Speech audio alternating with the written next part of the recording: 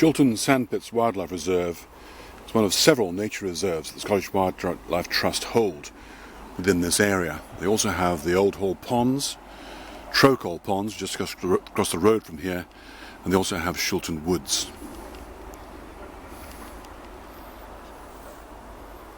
One of the interesting plants here is eyebright. This diminutive plant here is a hemiparasite. It sucks juices from the surrounding grasses.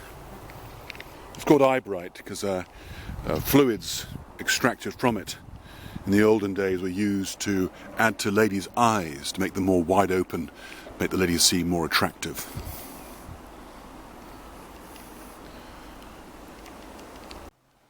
This area is all part of the original Shewalton Moor. The sand pits here were where sand was extracted and used for building purposes, and the holes that were left filled with water, and that's now what's become the central focus of the wetland area of the reserve. This area here is dominated with alders, with willows, there's a few sycamores.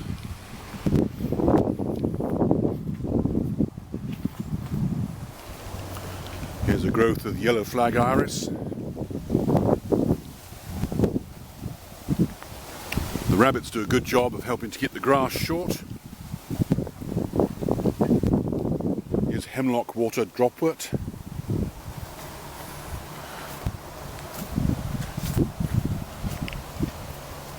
At one time the water was pumped up from further up the river.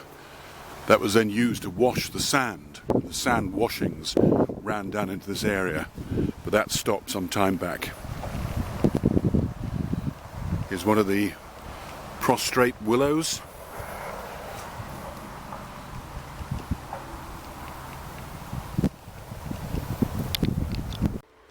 The sand pits at Shewalton have always been relatively shallow, and here we can see the problem of the encroachment of the vegetation.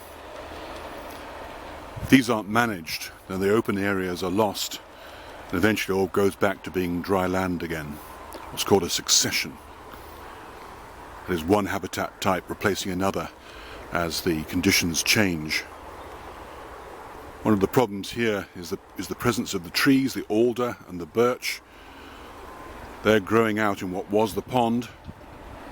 They will transpire, that is, they will remove a lot of water from the ground, and that speeds up the rate at which what was pond or wetland becomes dry land again. In some areas here there used to be, maybe still are present, sundews. These are the insectivorous plants that capture flies. They don't so much eat them as take the minerals from them.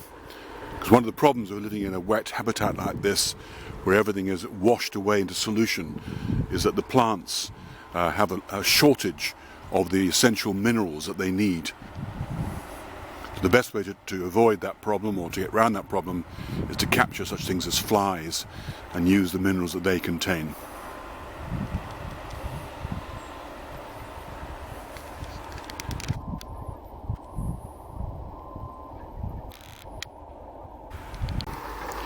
Plenty of evidence of the rabbits here.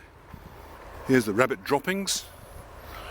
What many folk don't realise is that these are entirely plant material, and to make absolutely certain they've removed all the nutrients from them, rabbits re-eat their own feces, so they go through their bodies a second time, giving the digestive system a second chance to extract goodness from them. Evidence here shows that the rabbits are constantly grazing. So these are gorse bushes. These will be much, much taller. You can see they've been nibbled back and kept stunted. So in that sense, the rabbits are doing some management here for the Scottish Wildlife Trust. Evidence of rabbit digging here, and there's our wee burrow.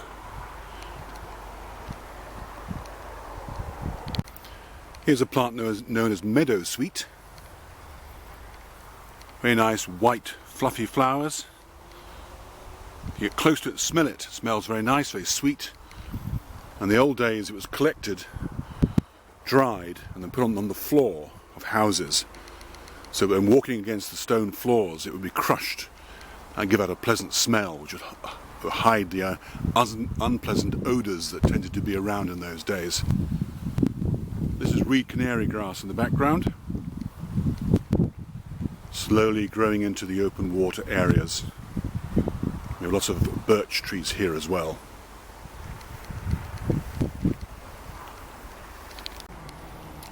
Heathers are typical of this sort of habitat here, the heath habitat.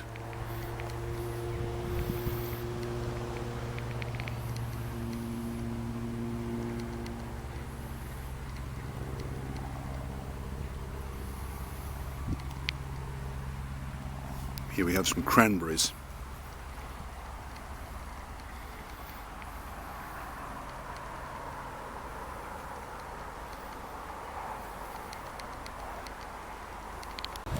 Water's edge here we've got the reed mace or bulrush, and the pond itself is covered with Potamogeton, the pondweed. Everywhere you look also there are insects, butterflies. We have a damselfly.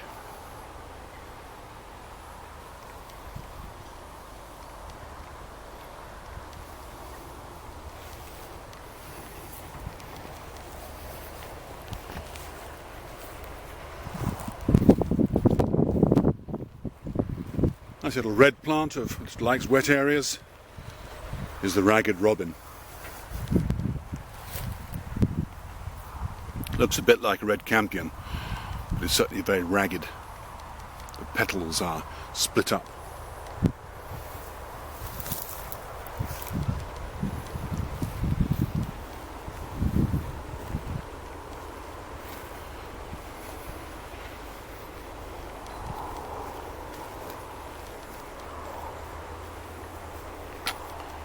Here's some orchids, the northern marsh orchid.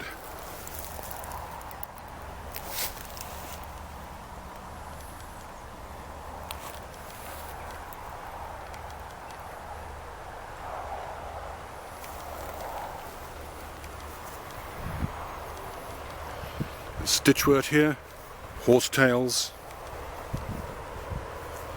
yellow meadow vetchling here.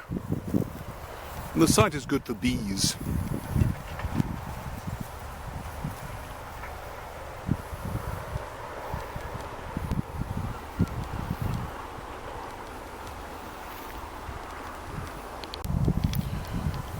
You exit the pond area and again you enter this mixture of birch,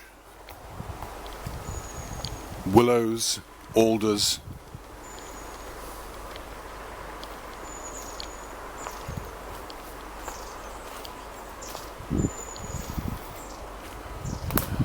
There's the silver bark of a birch. Here's the bark of an alder with these lenticels, these little lines that it breathes through.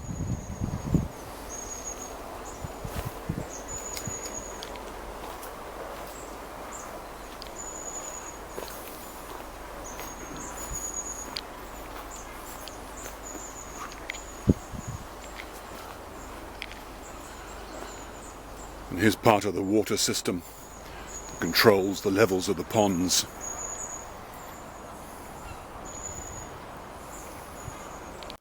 This is approaching the river at Shewalton, so the River Irvine. Here we have the policeman's helmets, or Himalayan balsam. It's an invasive non-native plant, so I do the best to remove it.